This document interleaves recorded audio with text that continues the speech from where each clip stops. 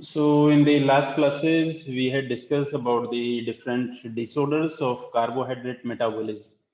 But to know, to detect the, yes, there is a carbohydrate metabolism, we had to do certain tests.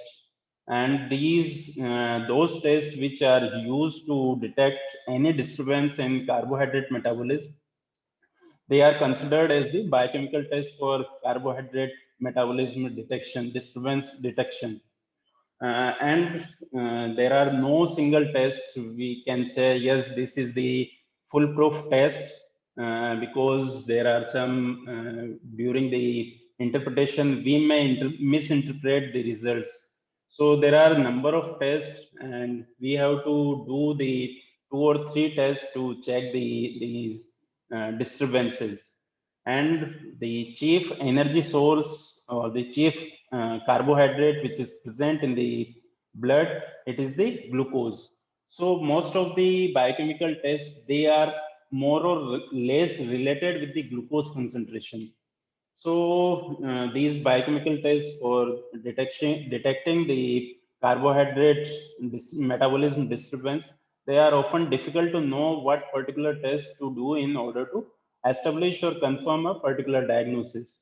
So we have to do a number of tests, and particularly the first and most important estimation is the blood glucose estimation. And blood glucose estimation is the most important investigation in the patient, in the individual who are suffering from the carbohydrate metabolism diseases. Because if there is any carbohydrate metabolism derangement, then it will reflect in the glucose concentration in the blood. And if we estimate the glucose concentration in blood, then we can diagnose a particular disease or particular pathology related with carbohydrate metabolism. So to estimate the glucose in the blood, there are various techniques like the Folin-View technique or Nielsen-Somogyi method or the enzymatic method, which uses the glucose oxidase for oxidase method. So there are various techniques which are available, and now we have the strip test like the glucose. So there are various techniques through which we can estimate the blood glucose.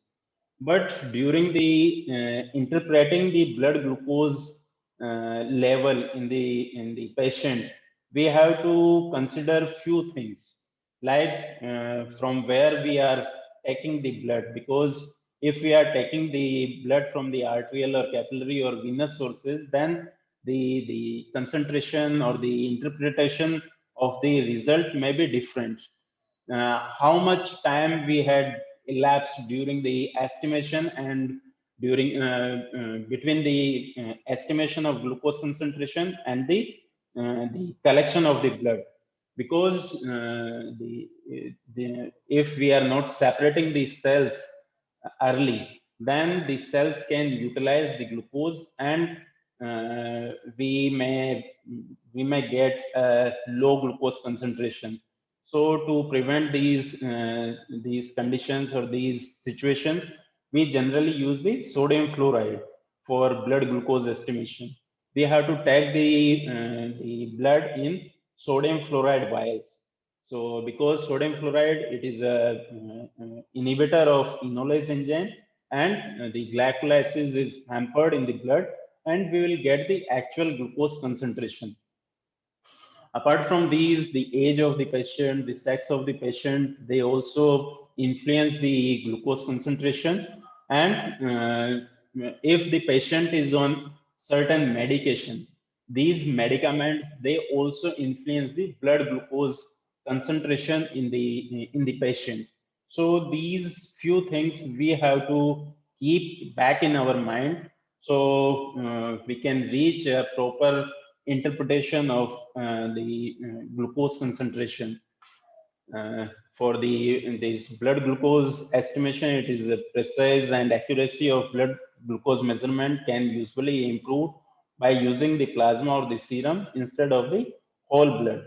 And many of the most widely used technique for measuring the blood glucose are unreliable in the hypoglycemic range, because the linearity of these tests, like the Nielsen-Somogyi or the Folin-View test, they have the linearity range above the 30 or 40 milligram per deciliter. Means if we are estimating the higher glucose concentration, then they will give you the perfect result. But if the concentration of glucose is lower side, then their linearity will disturb. So we will not get the actual concentration. For estimating the hypoglycemic condition, generally we rely over the enzymatic method, which includes this glucose oxidase or the hexokinase based method. This hexokinase based method, these are the thumb rule or the golden standard test for blood glucose estimation. So these enzyme based methods generally used to glucose estimation in the hypoglycemic condition or to investigate the hypoglycemia. For the blood glucose estimation, generally two type of blood sample we take. Either we can estimate the random blood glucose concentration, means any time of the day we withdraw the blood and estimate the glucose concentration. This is called as the random blood glucose concentration. And one is the fasting blood glucose concentration. For that, we have to fast the patient overnight, and then we collect the blood and estimate the glucose in that blood sample. So according to the concentration, we reach to an interpretation related with the glucose concentration.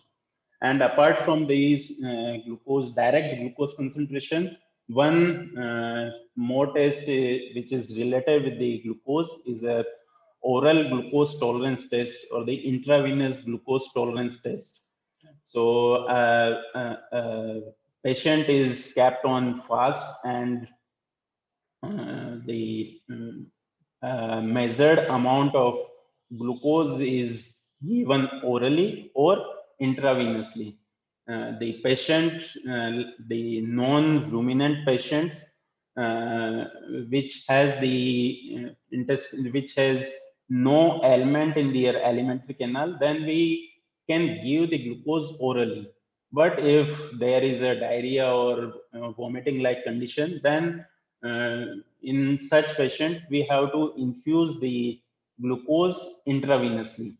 So the glucose tolerance test can be done by either oral administration or intravenous infusions. So after infusing, we withdraw the blood and estimate the glucose in the blood sample at 30-minute time interval up to 3 hours generally. So as we give the glucose at the 0 minute, it is the basal level of the glucose, and as the glucose is absorbed and it will come into the blood. So gradually it reaches up to a peak, and then at this stage, as the glucose concentration increases, the secretion of insulin will stimulate, and in the influence of under the influence of insulin, the glucose concentration come down to the normal level. This is the normal patient or the normal individual glucose tolerance. But if the patient is positive for diabetes mellitus, then the concentration of the basal glucose concentration may be higher, and when we infuse the glucose, it will go more, and it will not come to the basal level, never. It will remain higher than the basal level. So by the interpreting these glucose tolerance test, we can diagnose the diabetes or hyperglycemic conditions in the patient. Apart from the direct glucose concentration, as the glucose concentration is mainly maintained by the hormone insulin, so we can direct estimate the insulin concentration also, which is a part of carbohydrate metabolism disorder test. So in the insulin, in the blood, we can estimate this insulin either by radioimmunoassay or by the ELISA, enzyme-linked immunosorbent assay. So by these two assay, we can estimate the insulin, and the hemolysis, it adversely affects the insulin concentration. Even the hemolysis is in trace amount, it invalidates the assay. So if you are going for the insulin assay, the sample should be non-hemolyzed, or there will be no hemolysis in your samples. So by the direct estimating the insulin, we can estimate these insulin, as these assays, they are based on the immunoreactions.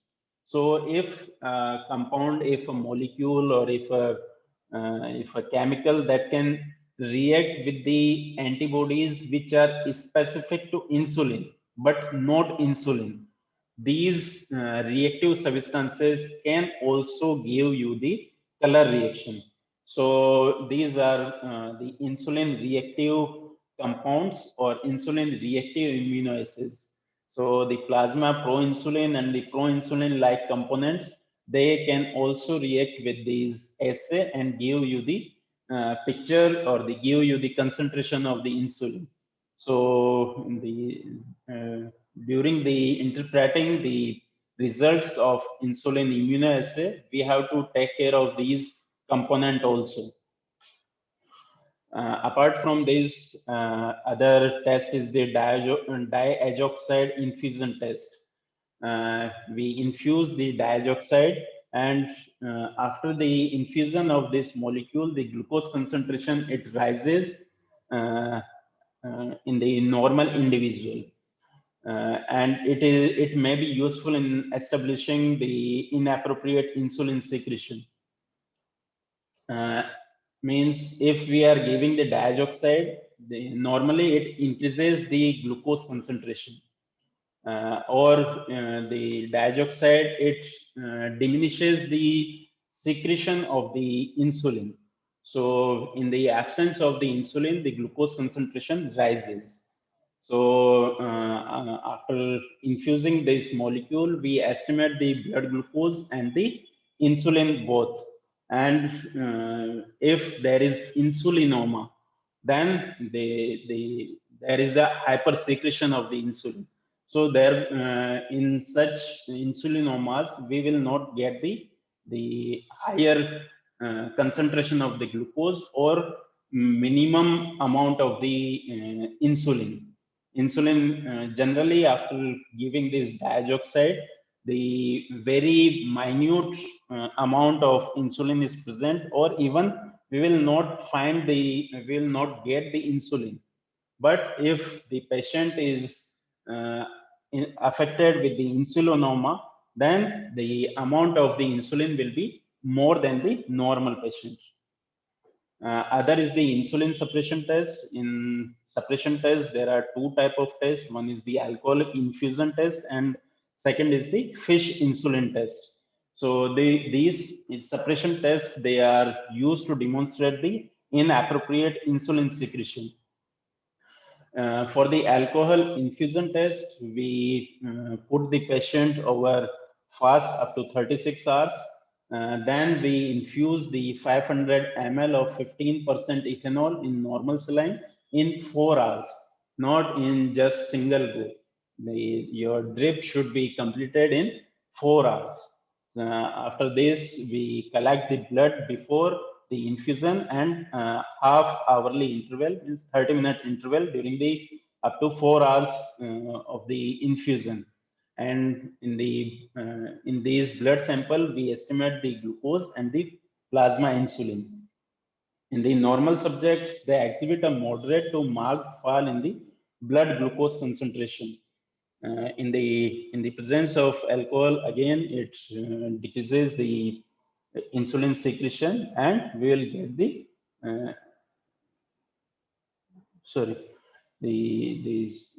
insulin secretion causes the fall in the blood glucose concentration, it increases the insulin secretion. And if there is insulinoma, then such type of response will not be there. Other is the fish insulin test. Why this test we do? Because this fish insulin will not cross react in the immunoassays. So generally this fish insulin test is used for the insulin suppression. For this, the patient is put over the carbohydrate diet, and this fish insulin is injected and blood is collected at 10-minute interval, and glucose and insulin content is estimated. And in the normal subject, this the endogenous insulin is level is fall down or reach up to a undetectable level because insulin is there, and this insulin will not cross react during the immunoassays for insulin. Other is the insulin tolerance test. By this insulin tolerance test, we can reveal the state of insulin sensitivity, and it will be a diagnostic test for hypothalamic pituitary function. For this, the patient is kept fasting over the overnight, and then insulin is given intramuscularly, and blood is collected at different time interval, and we plot the glucose concentration. In the normal individual, in the influence of insulin, the glucose concentration come down, and after 30 or 60 minutes, if the patient is normal, then the secretion of glucagon or the hyperglycemic hormones releases from the pituitary glands, and they keep the glucose up and reach the basal level. But if the patient is diabetic, then in the influence of insulin, the glucose concentration come down, but again it started rising, and it will not come up to a basal level of 80 or 90 milligram per deciliter. So by these tests, we can estimate the insulin sensitivity or insensitivity. And along with this blood, we can also estimate the urinary catecholamines. Under the insulin tolerance, the excretion of catecholamines, they increases up to 400%. Other test is the 2-deoxyglucose test. This is more predictable and easier to apply and better tolerated than the insulin tolerance test. The function or the interpretation of these 2DG test and the insulin tolerance test is similar, but it is easier to apply because the estimation of the 2DG is much easier than the insulin immunoassay. Other is the intravenous glucagon test. This glucagon test is similar to the insulin test, insulin tolerance test, and we infuse the glucagon. Under the influence of glucagon, the concentration of glucose rises, and as glucagon or the hyperglycemia condition is there, so after 20 minutes, the insulin secretes the concentration of insulin. As the glucose concentration rises, the secretion of insulin also rises, and it tends to decrease the glucose concentration. So after 20-30 minutes, the glucose concentration goes falling down and reach to a basal level. So these are the glucose and the insulin we estimated after the infusion of the glucagon, and we plot a graph. And by this graph, we can interpret the type of diabetes mellitus, whether it is type 1 or type 2. Other is the intravenous tolbutamide tolerance test. This is also a popular test for diagnosing the insulin secreting tumors. The tumors shows an increased sensitivity to tolbutamide compared with the normal B cell, and hypersecretion of insulin occur with the hypoglycemia, and test should as this tolbutamide, it causes the hypoglycemia. So we will this test is not prescribed for the patient whose fasting glucose is less than 50 milligram per deciliter, because if you give this tolbutamide, it causes the hypoglycemia because it increases the insulin secretion. So the glucose concentration go much low than this 50 milligram and may cause the hypoglycemia conditions. Apart from these, the other test is leucine tolerance test, which has very limited values, but it is useful in the diagnosing the leucine sensitivity. Apart from these, the other important test is the estimating glycated hemoglobin or hemoglobin A1C. The glucose is attached with the hemoglobin, the amino acid, especially the valine at the N-terminal valine. By a Schiff reaction, up to this reaction, it is reversible. This molecule generally is called as the glycogenated hemoglobin, and after the condensation, this molecule is converted into glycated hemoglobin by the reorientation of these molecule at these position 1 and 2. So when this glycated protein, it is irreversible and it remain inside the RBCs. So by the estimating these glycated hemoglobin, we can estimate the glucose, approximate glucose concentration, or we can monitor the diabetes or hyperglycemia, because the lifespan of the RBC is around 100 to 120 days. So if we are estimating this glycated hemoglobin is present in the RBC, and half-life of the RBC is around 100 to 120 days. So by the estimating of this glycated hemoglobin, it will give you the picture of glucose past 90 days. What were the glucose concentration during last 90 days. So by this, we can monitor the hyperglycemic condition in the patient, because in the diabetes, the patient has to regularly monitor its glucose. And if you are estimating the direct glucose concentration, then you have to do the test daily or after 2 or 3 days interval. But if you want to check the last 2 or 3 weeks or 4 weeks time, then we can estimate the glycated hemoglobin concentration. And by this formula, by estimating this hemoglobin A1C, by putting in this formula, we can get the average blood glucose level during the last 90 days.